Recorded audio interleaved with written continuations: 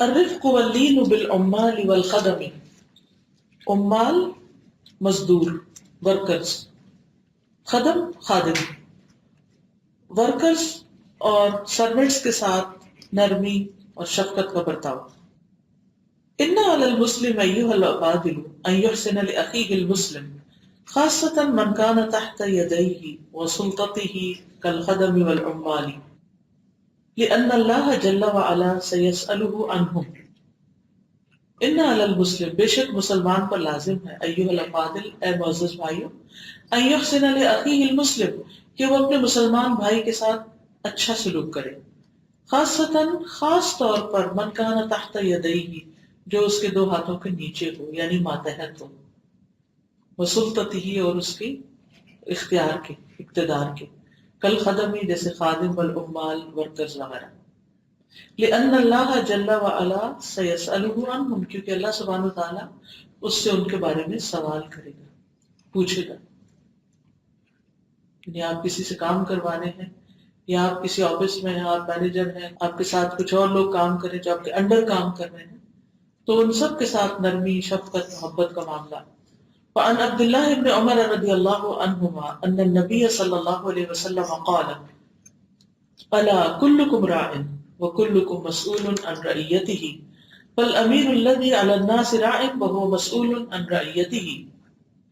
عبداللہ بن عمر رضی اللہ عنہما سے روایت ہے کہ نبی صلی اللہ علیہ وسلم نے فرمایا، خبردار تم میں سے ہر شخص نگران ہے، وکلکم مسئول اور ہر شخص پوچھا جائے گا، ذمہ دار ہے، ان رعیتہ اپنی رعایا کے بارے میں.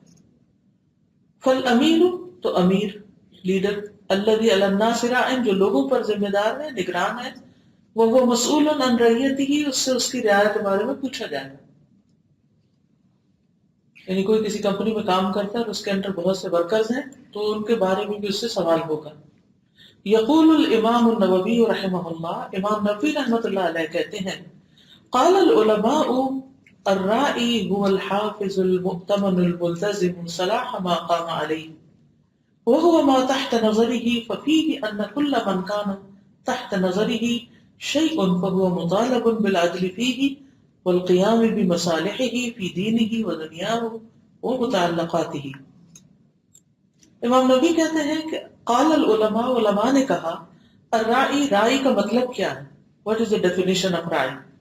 راعی وہ ہوتا ہے هو الحافظ وہ ہے جو حفاظت کرنے والا، المؤتمن امانت دار، الملتزم جو دیکھ بھال کرتا، صلاح ما قام علیہ اس کی بہتری کی جس پر وہ نگران ہے، وما هو تحت نظرہ اور جو اس کی نظر کے نیچے ہو، یعنی جس پر وہ نگران ہے اور جو اس کی دیکھ بھال میں ہو ان کی اصلاح کا اہتمام کرنے والا ہو. ملتزم کا لفظی معنی ہے چمٹنے والا، یعنی بس لگا رہے ان کی اصلاح کے کام پر. ففیہ تو اس میں ان کل من کان تحت نظرہ اس میں یہ بات پوشیدہ ہے کہ جو بھی کسی کے نظر کے نیچے یعنی اس کی دیکھ بھال میں ہو، وہ مطالب بالعدل فیہ تو اس سے ان کے معاملے میں عدل کا مطالبہ ہے، یعنی انصاف کرے. والقیام بمصالحہ اور ان کی مصلحتوں کو قائم رکھے، فی دینہ و دنیا ہو اس کے دین اور اس کی دنیا، متعلقات ہی اور اس کے متعلقہ کاموں میں، یعنی جس کے بھی آپ ذمہ دار ہیں اس کے دین، دنیا اور جو اس سے کنسرن چیزیں ہیں ان سب کی دیکھ بھال آپ کے اوپر ذمہ داری. سمجھ آئے؟ یعنی راعی کون ہوتا ہے؟ جو حفاظت کرتا ہے، نگرانی کرتا ہے مصلحتوں اور جس کی وہ نگرانی کر رہا ہے اس کا جس چیز میں فائدہ ہے اس سے اس کے بارے میں وہ کیئرفل ہے اور اس کا اہتمام بھی کرتا ہے، یعنی اس کے دین، اس کی دنیا اور اس کے متعلق دیگر جتنے بھی امور ہیں ان کا وہ خیال کرتا ہے. اب دیکھیں کہ ایک کمپنی دوسری کمپنی سے کس طرح مختلف ہوتی ہے. ایک کمپنی میں اپنے امپلائیز کو کس طرح لک آفٹر کیا جاتا ہے، ان کی ضروریات کو کس طرح پورا کیا جاتا ہے، کیسے کیسے پیکج دیے جاتے ہیں. اگرچہ اس کے پیچھے دنیا ہوتی ہے کہ زیادہ اچھا پیکج دیں گے تو زیادہ اچھے ورکر ملیں گے، زیادہ اچھا کام ہوگا، کمپنی پروگرس کرے گی، تو اس بنا پر. لیکن ایک مسلمان جو ہے وہ ان چیزوں کا خیال تو رکھتا ہی ہے دوسرے کی ضروریات کا، لیکن اس کے ساتھ ساتھ اس کے دین کا، اس کے اخلاق کا، اس کے نفع نقصان کا بھی خیال رکھتا ہے کہ ایک شخص جس سے ہم مدتوں کام لے رہے ہیں اس سے ہم نے کبھی پلٹ کے نہیں پوچھا تمہاری زندگی کیسے گزر رہی، تمہارے گھر بار کے حال احوال کیسے ہیں۔ آپ نے دیکھا ہوگا کہ بعض اوقات آپ اپنا گھر بنواتے ہیں، کوئی کچن بنوا رہے ہیں، کوئی اور کام کر رہے ہیں، لوگ آ رہے ہیں کام کرتے ہیں چلے جاتے ہیں، کلینرز ہیں آپ کے کسی بھی لیول پر جن سے آپ کام لیتے ہیں، ہاں؟ لیکن کبھی پلٹ کے نہ پوچھتے ہیں کہ بھئی ان کی زندگی کیسے گزر رہی ہے، نہ پوچھتے ہیں وہ مسلمان ہیں کہ نہیں ہیں، تو کس طرح کے ہیں، کہاں جاتے ہیں۔ کئی دفعہ ورکرز کو پتہ نہیں چلتا ان کے حال حلیے سے کہ وہ مسلمان ہیں کہ نہیں، لیکن وہ اصلاً مسلمان ہوتے ہیں، لیکن ہم ان سے ایسی ڈیوٹی لیتے ہیں کہ نماز کے وقت میں ان کو چھٹی نہیں دیں گے، پوچھیں گے بھی نہیں کہ بھی تم نے نماز تو نہیں پڑھنی ہے، تمہیں کھانا تو نہیں کھانا ہے، سارا سارا دن وہ آپ کے پاس ہے لیکن آپ ان کو کچھ بھی نہیں پوچھتے، ان کا کسی طرح کا بھی کوئی خیال نہیں ہے آپ کو۔ مدتوں وہ آپ کے ساتھ کام کر رہے ہیں، ایک دن بھی آپ نے ان کو اسلام کی دعوت نہیں دی، ان کی دین دنیا آخرت کے بارے میں کچھ پوچھا ہی نہیں، بس کیا ہے ورکر ہیں آپ کے، وہ کام کرتے ہیں آپ پیسے دیتے ہیں، بات ختم۔ نہیں، صرف پیسے دے دینا، ان کی ویجز دے دینا یا وقت پہ دے دینا یہ احسان نہیں ہے، وہ تو اپنی محنت سے کما رہے ہیں۔ پھر وہ رفق اور لین کدھر ہے؟ انہوں نے کام کیا، آپ نے پیسے تھما دیے اور چلے گئے سلام کر کے، بات ختم۔ نہیں، ہمارا دین اس سے زیادہ کا تقاضا کرتا ہے۔ وہاں صرف ایک مشینی تعلق نہیں ہے، وہاں ایک انسانی تعلق ہے، وہاں ایک محبت کا تعلق ہے۔ ٹھیک بولی۔ ہمارے البتہ میں ایک خاتون انہوں نے کورس کیا ہے قرآن کا، تو وہ بتا رہی تھی اپنے بارے میں کہ ان کا ریسٹورینٹ تھا اور انہوں نے ایک سکھ عورت ان کے پاس آئی اور وہ رہتی بھی رہی کہ وہ بلاتے ہیں ورکرس، انہوں نے اس کو پہلے کام سکھایا، پھر مسلمان کیا، پھر اس کی شادی بھی کروائی۔ الحمدللہ، دین کا بھی فکر کیا، دنیا کا بھی فکر کیا، دنیا نے شادی بھی کروائی تاکہ اس کو ایک ماحول مل جائے۔ یعنی جو لوگ بھی ہم سے متعلق ہیں، ہم ان کے کتنے خیر خواہ ہیں، ان کے لیے کتنے کیئرنگ ہیں، ان کے لیے کیا کرتے ہیں۔ صرف ہیلو ہائی کر لینا یا ان سے اچھی گپ شپ لگا لینا اتنا نہیں کافی، ان کے انجام کی بھی فکر کرنی چاہیے۔ فالمسلم مطالب بالرفق بالخدم والعمال حتى وإن كانوا غير مسلمين، وذلك بعدم تكليفهم ما لا يطيقون وتوفير ما يحتاجون إليه من طعام وشراب ولباس وإعطائهم أجرهم وكامل حقوقهم وبحسن مخاطبتهم وببذل النصح لهم۔ فالمسلم، تو مسلمان، مطالب، اس سے مطالبہ کیا گیا، مطلوب ہے، اس سے ڈیمانڈ کی گئی ہے، کس کی؟ بالرفق، نرمی کی، بالخدم والعمال، خادموں اور ورکرز کے ساتھ، حتیٰ وإن كانوا غیر مسلم، خواہ وہ نان مسلم ہی کیوں نہ ہو، پھر بھی۔ وذالک، اور یہ کس طرح ہوگی نرمی، اس کا عملی مظاہرہ کیسے ہوگا؟ بعدم تکلیفہم ما لا یطیقون، اس چیز کی تکلیف نہ دے کر جس کی وہ طاقت نہیں رکھتے، یعنی جو وہ کر نہیں سکتے وہ ان سے اس کی ڈیمانڈ نہ کی جائے، جو ان کے بس میں نہ ہو وہ کام ان سے نہ لیا جائے، جو ان پہ بوجھ ہو، مشکل ہو، اس سے ان کو، یعنی ان کو مشکل میں نہ ڈالا جائے۔ وتوفیر ما یحتاجون الیہ، اور وہ چیز وافر پہنچا کر، دے کر، جس کے وہ محتاج ہیں، ضرورت مند ہیں، من طعام و شراب و لباس، خواہ وہ کھانا ہے، پینا ہے، لباس ہے، وَإِعْطَائِهِمْ أَجْرَهُمْ، اور ان کی اجرت دے کر، وَكَامِلَ حُقُوقِهِمْ، اور ان کے سارے حقوق دے کر، وَبِحُسْنِ مُخَاطَبَتِهِمْ، اور ان سے اچھے سے بات کر کے، یعنی صرف باقی چیزیں ہی نہیں، مادی چیزیں ہی نہیں، بلکہ ان سے بات چیت بھی، وَبِبَذْلِ النُّصْحِ لَهُمْ، اور ان کی خیر خواہی کر کے، یعنی ان کو اچھی نصیحت کر کے۔ عن ابی ذر رضی اللہ عنہ ان رسول اللہ صلی اللہ علیہ وسلم قال من كان اخوه تحت يديه فليطعمه مما يأكل وليلبسه مما يلبس ولا تكلفوهم ما يغلبهم فإن كلفتموهم فأعينوهم عليه۔ ابو ذر رضی اللہ عنہ کہتے ہیں کہ رسول اللہ صلی اللہ علیہ وسلم نے فرمایا، من کان اخوہ تحت یدیہ، جس کا کوئی بھائی اس کے ہاتھوں کے نیچے ہو، اس کے ماتحت ہو، بھائی، ملازم کیا ہے، ورکر کیا ہے، بھائی، انسان ہے تمہارے جیسا. فَلْيُطْعِمْهُ مِمَّا يَأْكُلُ، اسے وہ کھلائے جو خود کھاتا ہے. وَلْيُلْبِسْهُ مِمَّا يَلْبَسُ، اور اس کو وہی پہنائے جو خود پہنتا ہے. یہ ہے اسلام کا معیار. وَلَا تُكَلِّفُوهُمْ مَا يَغْلِبُهُمْ، اور انہیں اس کی تکلیف نہ دو جو ان کو مغلوب کر دے، یعنی ان کو مشقت نہ ڈالو. فَإِن كَلَّفْتُمُوهُمْ، پھر اگر تم انہیں تکلیف دو، فَأَعِينُوهُمْ عَلَيْهِ، تو اس پر ان کی مدد بھی کرو، خود کام کرواؤ، ساتھ خود لگ جاؤ. اس سے بعض اوقات ایسا ہوتا ہے نا کہ کوئی مہمان آ جاتے ہیں، ایکسٹرا کام ہو جاتا ہے، تو پھر یہ نہیں کہ سارا ان پہ ڈال کے تو خود گپ شپ میں لگ جاؤ، خود بھی ساتھ لگو، خود ہیلپ کرو. یا کوئی بھاری چیز ہے اٹھانے والی، تو وہ بیچارے اکیلے نہ اٹھاتے رہے، تم بھی ساتھ آگے بڑھ کے ہاتھ لگا لو. لیکن ہمارے یہاں جو خصوصاً ہمارے بیک ہوم کلچر میں جو چیز ہے، وہ آفیسر ہونے کا جو ایک احساس ہے، یا بڑے ہونے کا، یا صاحب ہونے کا، اس کی وجہ سے پھر سروٹس کو یا ماتحتوں کو دوسرے درجے کی مخلوق سمجھا جاتا ہے، اور پھر ان کے سامنے ایک خاص قسم کا پروٹوکول رکھا جاتا ہے. اور پھر یہ کانسیپٹ بہت عام ہے گھروں میں بھی کہ اگر ہم ان کے ساتھ اچھے سے بات کریں وہ سر چڑھ جائیں. بعض اوقات ہوتا بھی ہے کہ وہ کام نہیں کرتے، لیکن اس کا مطلب نہیں کہ ہم اپنا اخلاق چھوڑ دیں. یہ ہمیں نیچے اترنے کی ضرورت ہے ذہنی طور پر. يقول الإمام النووي رحمه الله: يجب على السيد نفقة المملوك وكسوته بالمعروف بحسب البلدان والأشخاص، سواء كان من جنس نفقة السيد ولباسه أو دونه أو فوقه، حتى لو قتر السيد على نفسه تقديرا خارجا عن عادة أمثالها، إما زهدا وإما شحا، لا يحل له التقدير على المملوك وإلزامه وموافقته إلا برضاه. وأجمع العلماء على أنه لا يجوز أن يكلفه من العمل ما لا يطيقه، فإن كان ذلك لزمه إعانته بنفسه أو بغيره.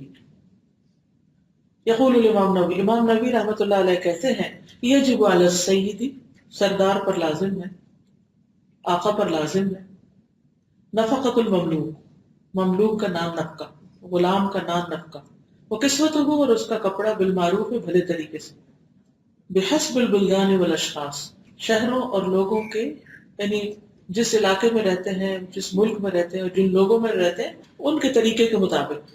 سواء کان من جنس نفقۃ السید، خواہ وہ آقا کے خرچ، و لباس ہی، اور اس کے لباس کے قسم میں سے، اور دونہ ہو، یا اس سے کم ہو، اور فوقہ ہو، یا اس سے زیادہ. یعنی بعض اوقات ضروری نہیں کہ سیم ایگزیکٹ چیز ہو، کچھ کمی بیشی بھی ہو سکتی ہے، جیسے کسی علاقے کا رجحان ہے. مثلا جیسے آرمی میں جو مختلف رینک کے لوگ ہوتے ہیں، ان کا جو یونیفارم ہوتا ہے اس میں پہچان کی وجہ سے فرق ہوتی ہے، آفیسرز کا اور طرح ہوتا ہے، باقی لوگ کا اور طرح. اسی طرح باقی اداروں میں بھی آپ نے دیکھا ہوگا کہ بعض اوقات فرق رکھنے کے لیے اسٹاف کا کلر فرق ہے یا کچھ اور. تو اس سے یہ مطلب نہیں کہ جو بظاہر دنیاوی اسٹیٹس کے اعتبار سے کم ہے وہ اللہ کی نگاہ میں بھی کم ہے، یا انسانی حقوق میں اس کا مرتبہ کم ہو گیا. نہیں، ہر علاقے کے طور طریقے یا ہر جگہ کے کچھ ایسی ضروریات ہوتی ہیں کہ جس کی وجہ سے کچھ فرق کرنا پڑتا ہے، یا ناموں یا ڈیزگنیشن میں فرق ہوتا ہے، یا اور کسی اعتبار سے. تو یہ ممکن ہے کہ ایسا ہو، لیکن انسانیت کے درجے میں بہرحال سب ایک ہی ہے. حتی لو قتر السید، یہاں تک کہ اگر آقا جو ہے وہ کچھ بخل کرتا ہے، تنگی کرتا ہے، علی نفسہ ہی، اپنی ذات پر، تقتیراً، تنگی کرنا، خارجاً عن عادت امثالہا، اپنے جیسوں کی عادت کے علاوہ، اما زہداً، کبھی زہد کی بنا پر، و اما شحاً، کبھی بخل کی وجہ سے، خواہ زہد خواہ بخل، لا یحل لہ التقدیر علی المملوک، تو اس کے لیے حلال نہیں کہ وہ تنگی کرے مملوک کے پر بھی. یعنی اگر آپ ڈائٹنگ کر رہے ہیں اور ابلے ہوئے کھانے کھا رہے ہیں، اما زہدن و اما شحن، یا آپ اپنے اوپر خرچ کرنے کے عادی نہیں ہیں، کچھ خرچ ہی نہیں کرتے، تو یہ جائز نہیں کہ آپ مملوک کو بھی پھر تھوڑا سا کھانا ڈال کے دیں کہ میں یہ کھاتا ہوں تو تم بھی یہ کھاؤ، کیونکہ یہی کہا گیا ہے جو خود کھاؤ وہی کھلاؤ. تو یہاں پھر یہ بات نہیں ہوگی. لا يحل له التقدير ولا المملوک، مملوک پر تنگی جائز نہیں. تقدیر کا مطلب ہوتا ہے ان کو بھوکا مارنا یا ان کی ضرورت پوری نہ کرنا. وَإِلْزَامُهُ وَمُوَافَقَتُهُ إِلَّا بِرِضَا، اور اس کو لازم رکھنا یعنی کوئی چیز اس پہ لازم کرنا یا اس کی موافقت کرنا مگر اس کی رضامندی کے ساتھ. یعنی اس کے ساتھ کوئی بھی معاملہ اور کوئی بھی سلوک جب آپ کریں تو اس کو کانفیڈنس ملے، یہ مطلب ہے. یعنی بعض اوقات ایسا ہوتا ہے کہ آپ کوئی چیز کھا رہے ہوتے ہیں وہ اس کو سوٹ نہیں کرتی، وہ اتنا کھا ہی نہیں سکتے. ایسے بھی دیکھنے میں آتا ہے کہ کئی غریب بیچارے اتنا کم کھانے کے عادی ہو جاتے ہیں کہ اگر آپ اپنے جیسی منغن غذائیں ان کو دو تو وہ اس کو نہیں ہضم کر سکتے، وہ کھا ہی نہیں سکتے. یعنی کئی دفعہ ایسا ہوا نا کہ جیسے بہت غریب علاقوں سے بچوں کو پڑھنے کے لیے لایا گیا یا وہاں پر کچھ فوڈ سپلائی کی گئی تو ان کو جب دودھ پینے کو دیا گیا تو وہ پی نہیں سکتے تھے کیونکہ کبھی پیا نہیں تو وہ اس کا ٹیسٹ ہی ڈیولپ نہیں ہوا ہوا تھا. ایسی بھی صورتیں ہوتی ہیں. کچھ مخصوص قسم کے کھانے میں کبھی دیکھے ہی نہیں، کبھی کھائے ہی نہیں. آپ کو چائنیز کھانا پسند ہے لیکن ان کو اپنی دال روٹی پسند ہے. تو اس میں ضروری نہیں کہ پھر جو آپ کھائیں لازم وہی وہ کھائیں، یعنی ان کی موافقت اور ان کی رائے اور ان کی پسند ناپسند کو بھی مد نظر رکھیں. یہ مطلب یعنی اس کو لٹرل میننگ میں نہ لیا جائے جو خود کھاتے ہو وہی کھلاؤ، جو خود پہنتے ہو وہی پہناؤ. ہو سکتا ہے آپ صرف کاٹن ہی پہن سکتے ہو یا آپ کوئی مخصوص قسم کا ڈریس پہنتے ہو تو وہ ان کے کلچر میں ہی نہ ہو. بعض اوقات ایسا ہوتا ہے کہ آپ شہر میں ہوتے ہیں وہ گاؤں سے آتے ہیں، وہ گاؤں والا ڈریس پہنتے ہیں، وہ اس میں کمفرٹیبل ہوتے ہیں. آپ پہ نہیں، آپ کو ایسا ہی پہننا ہے، وہ نہیں پہن سکتے، ان کو عادت نہیں وہ پہننے کی. تو یہ جس میں وہ کمفرٹیبل ہے جو ان کی عزت احترام کے مطابق ہو. وَأَجْمَعَ الْعُلَمَاءُ، اور علماء کا اس پر اتفاق ہے، عَلَىٰ أَنَّهُ لَا يَجُوزُ أَن يُكَلِّفَهُ مِنَ الْعَمَلِ مَا لَا يُطِيقُهُ، کہ جائز نہیں کہ اسے کام کی ایسی تکلیف دی جائے جو اس کی طاقت میں نہیں، جس کی وہ طاقت نہیں رکھتا. فَإِنْ كَانَ ذَلِكَ، پھر اگر ایسا ہو، کبھی ایسا کرنا پڑے کہ مشکل کام کیونکہ اب کرنا تو ہے ہی، لَزِمَهُ، لازم ہے اس کو، کس کو؟ مالک کو، إِعَانَتُهُ بِنَفْسِهِ، خادم کی، ورکر کی بنفس نفیس مدد کرے، خود مدد کرے، اور بغیر یا کسی اور کو بلا کے مدد کروائے. بعض اوقات ایسا ہوتا ہے کہ آپ خود کسی اور چیز میں مصروف ہوتے ہیں، ہیلپ نہیں کر سکتے، پھر کسی اور کو بلا کے اس کی ہیلپ کروائیں. ایک ہی شخص پہ سارا کام نہیں ڈالنے، دو لوگ رکھ لیں. وعليه أن يبتعد ما أمكن عن تعنيفهم واستعمال الشدة معهم اتباعا لهدي النبي صلى الله عليه وسلم. وعن عائشة رضي الله عنها قالت ما ضرب رسول الله صلى الله عليه وسلم شيئا قط بيده ولا امرأة ولا خادما إلا أن يجاهد في سبيل الله. اور اس پر یہ بھی لازم ہے وعلیہ ان یبتعد، کہ دور رہے، بچے، ما امکن، جتنا بھی ممکن ہو، ان تعنیفہم، ان کے اوپر سختی کرنے سے، واستعمال الشدت معہم، ان پر شدت کرنے کا یعنی شدت استعمال کرنے یا اختیار کرنے سے، اتباعا، پیروی کرتے ہوئے، لہدی نبی صلی اللہ علیہ وسلم، نبی صلی اللہ علیہ وسلم کے طریقے کی. وعن عائشہ رضی اللہ عنہا قالت، حضرت عائشہ رضی اللہ تعالی عنہا کہتی ہیں ما ضرب رسول اللہ صلی اللہ علیہ وسلم شیئا قط، نہیں مارا رسول اللہ صلی اللہ علیہ وسلم نے کسی کو کبھی بھی، بیدی، اپنے ہاتھ سے، ولا امرأۃ، نہ کسی عورت کو، ولا خادم، نہ کسی خادم کو، ورکر، الا یجاہد فی سبیل اللہ، ہاں آپ اللہ کی راہ میں جب جہاد کرتے تھے تو اس وقت اس لمٹ کے اندر آپ نے جو کیا سو کیا، اپنی ذات کے لیے یہ اس خاص مخصوص موقع کے علاوہ کبھی کسی پہ ہاتھ نہیں اٹھایا. یقول الملا علی قاری رحمہ اللہ، ملا علی قاری رحمۃ اللہ علیہ کہتے ہیں، یہ شارح ہیں میرے خیال سے صحیح مسلم کے، خص ای المرأة والخادم بالذکر اہتماما بشأنہما، یہاں عورت اور خادم کا خاص طور پر اس لیے ذکر کیا گیا ہے، خصہ خاص کیا گیا ہے، بالذکر، ذکر کے ساتھ، اہتماما بشأنہما، ان کے حال کے اہتمام، یعنی ان کے معاملے کو اہمیت دینے کے لیے، ان کی امپورٹنس کے لیے. اور کثرت وقوع ضرب ہذین، اور ان دونوں پر کثرت کے ساتھ مار پڑنے کی وجہ سے اکثر لوگ یعنی دونوں کمزوروں کے اوپر ہاتھ اٹھاتے ہیں، والاحتیاج الیہ، اور اس کی ضرورت کے تحت، وضربهما وإن جاز بشرطه فالأولى تركه، اگرچہ کچھ شرائط کے ساتھ ان کو مارنے کی اجازت بھی ہے لیکن اس کا چھوڑنا اولا ہے، بہتر ہے کہ نہیں مارا جائے. یعنی بعض اوقات خادم وغیرہ پر ہاتھ اٹھانا پڑتا ہے لیکن افضل یہی کہ نہ اٹھایا جائے. اور اس کی دلیل کیا؟ آدھی حدیث آ رہی ہے، وَمَنِ اغْتَرَّ بِقُوَّتِهِ، جس کو اپنی طاقت پہ غرور ہے، وَأُعْجِبَ بِتَسَلُّطِهِ عَلَى هَؤُلَاءِ الْمَسَاكِينِ، اور اسے بہت زوم ہے ان مسکینوں پہ تسلط، روب جمانے کا یا انہیں کنٹرول کرنے کا. فَلْيَتَذَكَّرْ قُوَّةَ رَبِّ الْعَالَمِينَ عَلَيْهِ، تو اسے چاہیے کہ رب العالمین کی جو اس پر قوت ہے اس کو یاد رکھے. فعن ابی مسعود البدری، ابو مسعود بدری کہتے ہیں رضی اللہ عنہ، قال كنت اضرب غلاما لي بالصوت، میں اپنے غلام کو کوڑے سے مار رہا تھا. فسمعت صوتا من خلفی، تو میں نے پیچھے سے ایک آواز سنی، اعلم ابا مسعود، ابو مسعود جان لو. فلم افہم الصوت من الغضب، تو غصے سے مجھے آواز سمجھ ہی نہیں آئی کہ کون بول رہا ہے. فلما دنا منی، تو جب وہ میرے پاس آئے، اذا هو رسول اللہ صلی اللہ علیہ وسلم، کہ وہ تو رسول اللہ صلی اللہ علیہ وسلم تھے. فَإِذَا هُوَ يَقُولُ، تو آپ فرما رہے تھے، اعلم ابا مسعود، اعلم ابا مسعود، اے ابو مسعود جان لو، اے ابو مسعود جان لو. فَأَلْقَيْتُ الصَّوْتَ مِنْ يَدِي، تو میں نے کوڑا اپنے ہاتھ سے گرا دیا، ڈال دیا. فقال، تو فرمایا، اعلم ابا مسعود ان اللہ اقدر علیک منک علی هذا الغلام، کہ بے شک اللہ تجھ پر زیادہ قادر ہے تجھ سے بڑھ کر اس غلام پر. یعنی جتنا تو اپنے غلام پر قدرت رکھتا ہے، اللہ اس سے زیادہ تم پر قدرت رکھتا ہے، تم اس کے کنٹرول میں ہو. فقلت لا اضرب مملوکا بعده ابدا، تو میں نے کہا آج کے بعد تو میں کبھی کسی غلام کو نہیں ماروں گا.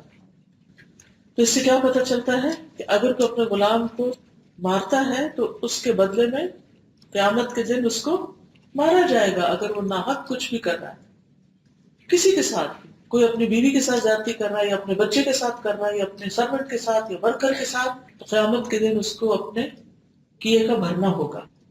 نہ کر سختیاں زیر دستوں کے ساتھ کہ تیرے ہاتھ پر بھی ہے کوئی، کہ تجھ سے آگے بھی کوئی اور ہے جو تمہیں پکڑنے کی قوت رکھتا ہے. یقول الامام النووی رحمہ اللہ، امام نووی رحمۃ اللہ علیہ کہتے ہیں، فیہ الحث علی الرفق بالمملوک، اس میں ابھارا گیا ہے کہ غلام کے ساتھ نرمی کرو. والوعظ والتنبیہ علی استعمال العفو وکظم الغیظ، اور اس میں نصیحت اور تنبیہ ہے کہ عفو درگزر اور غصے کو پینے سے کام لیا جائے، استعمال ہو کام لینا. ویقول المناوی رحمہ اللہ، امام مناوی رحمۃ اللہ علیہ کہتے ہیں، ان اللہ اقدر علیک منک علی هذا الغلام، ای اقدر علیک بالعقوبۃ من قدرتک علی ضربہ، لکنہ یحلم اذا غضب وانت لا تحلم اذا اغضبت. ان اللہ، کہ بے شک اللہ تعالیٰ، اقدر علیکا، تم پر زیادہ قدرت رکھتا ہے، من کا، تجھ سے بڑھ کر، علی ھذا الغلام، جو تجھے اس غلام پر حاصل ہے. ای اقدر علیک بالعقوبۃ، کہ اللہ تجھے سزا دینے کی زیادہ قدرت رکھتا ہے، من قدرتک علی ضربہ، تمہاری اس قدرت سے جو اس کو مارنے پر ہے. لیکنہ، لیکن اللہ تعالیٰ، یحلم، بردبار ہے، حلم سے کام لیتا ہے، اذا غضب، جب وہ غضبناک ہوتا ہے. وانت لا تحلم، اور تم برداشت نہیں کرتے، اذا غضبت، جب غصہ دلائے جاتے ہو. یعنی تم غصے میں آؤٹ آف کنٹرول ہو جاتے ہو، لیکن اللہ سبحانہ تعالیٰ کو بھی تم پر غصہ ہے، مگر وہ اپنے غصے کو کنٹرول کیے ہوئے. جب ہم غصے میں آ کر کسی پر برس رہے ہوتے ہیں، اللہ سبحانہ تعالیٰ کو بھی ہم پہ غصہ آ رہا ہوتا ہے، تو اس وقت اگر وہ ہمیں پکڑ لے تو بنے گا کیا؟ دیکھیں پھر کیا بنے. لیکن اللہ تعالیٰ بندے کو پھر بھی مہلت دیتا ہے، یہ ہے اس کی رحمت. وَإِذَا وَقَعَتْ بَعْضُ الْأَخْطَاءِ أَوِ التَّجَاوُزَاتِ مِنَ الْعَامِلِ أَوِ الْخَادِمِ أَحْيَانًا فَعَلَيْنَا أَن نُبَادِرَهُمْ بِالْعَفْوِ وَالصَّفْحِ عَنْهُمْ مَعَ نُصْحِهِمْ وَإِرْشَادِهِمْ بِالرِّفْقِ وَاللِّينِ وَإِن تَكَرَّرَ مِنْهُمْ ذَلِكَ أَحْيَانًا. فعن عبد الله بن عمر رضي الله عنهما قال جاء رجل إلى النبي صلى الله عليه وسلم فقال يا رسول الله كم نعفو عن الخادم؟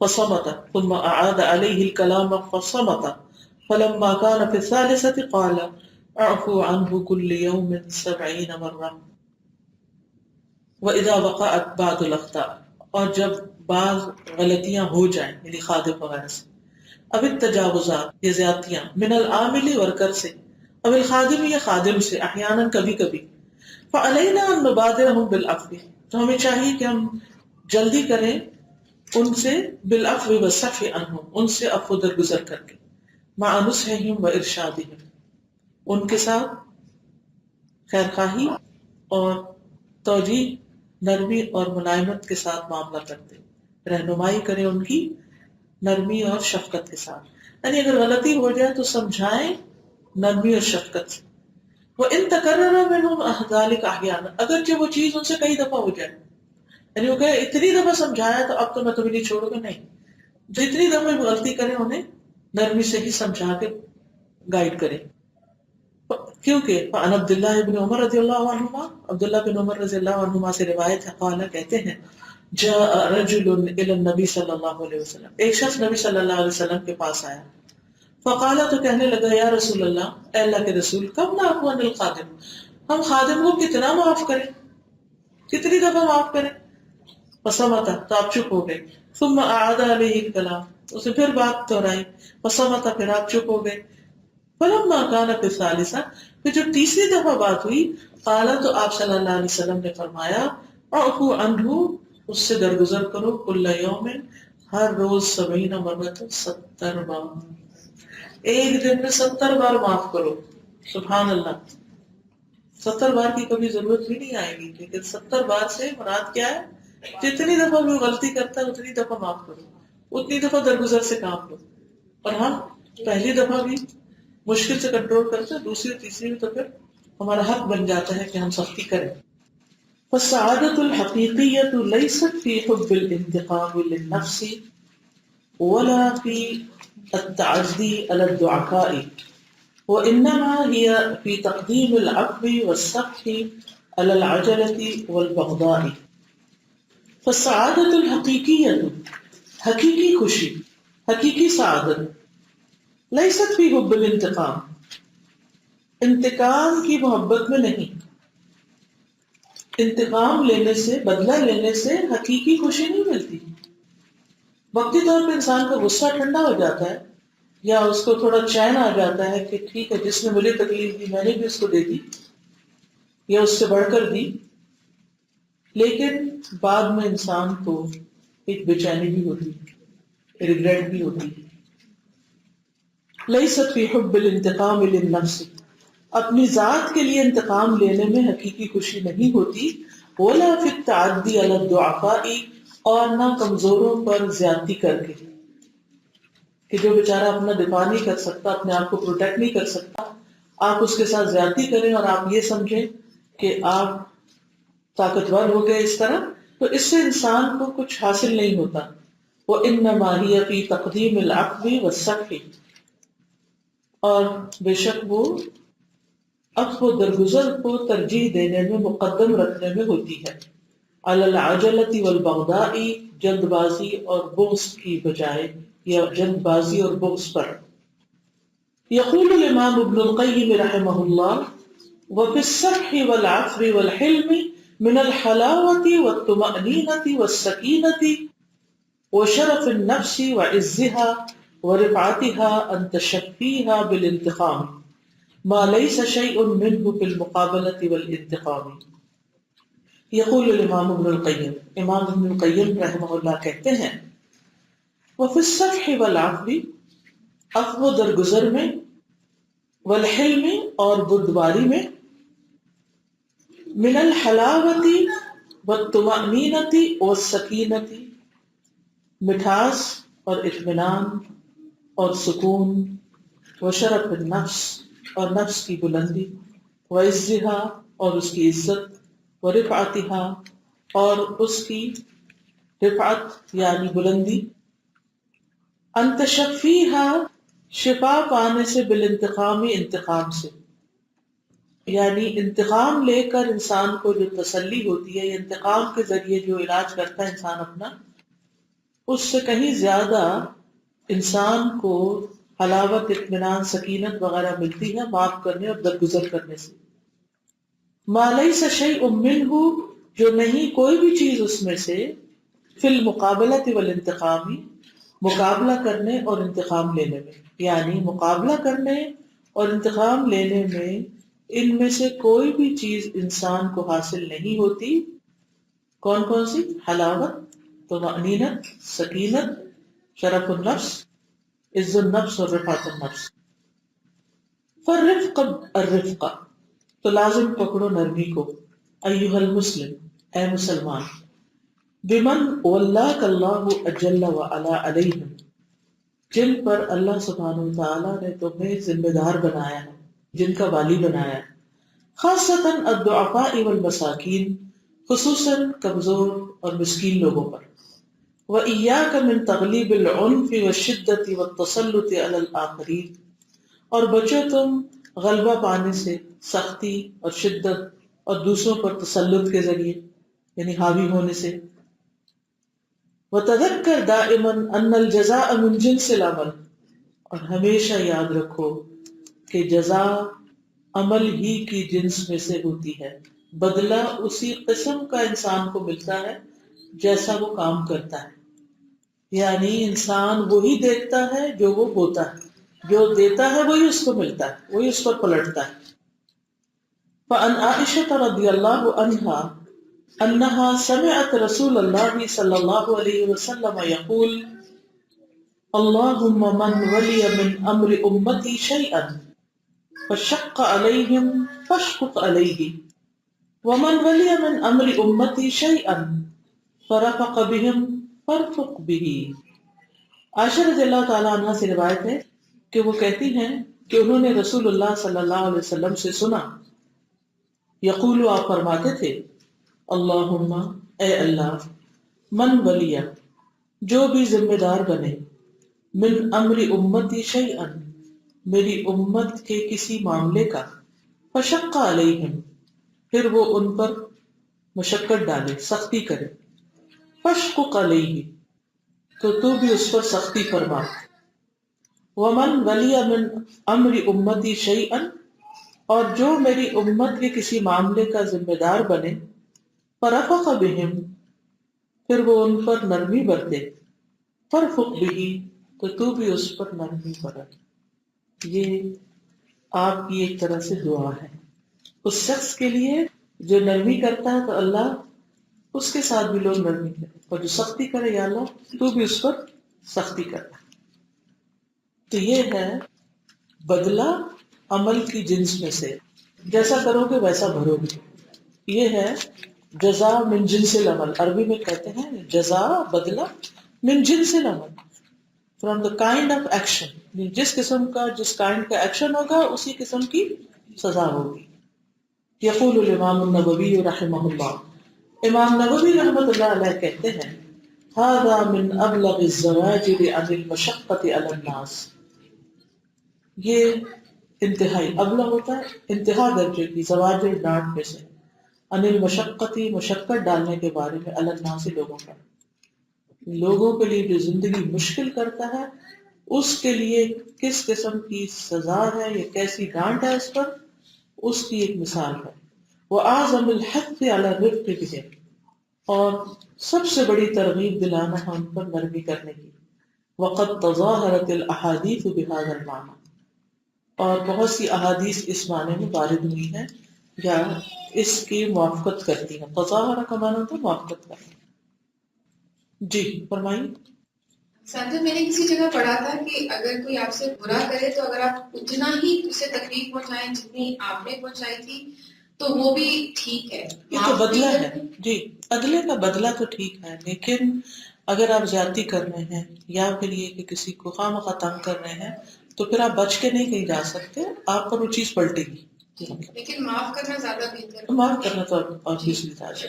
وَإِن تَعْفُوا وَتَصْفَحُوا وَتَغْفِرُوا فَإِنَّ اللَّهَ غَفُورٌ رَحِيمٌ. جی فرمائیے.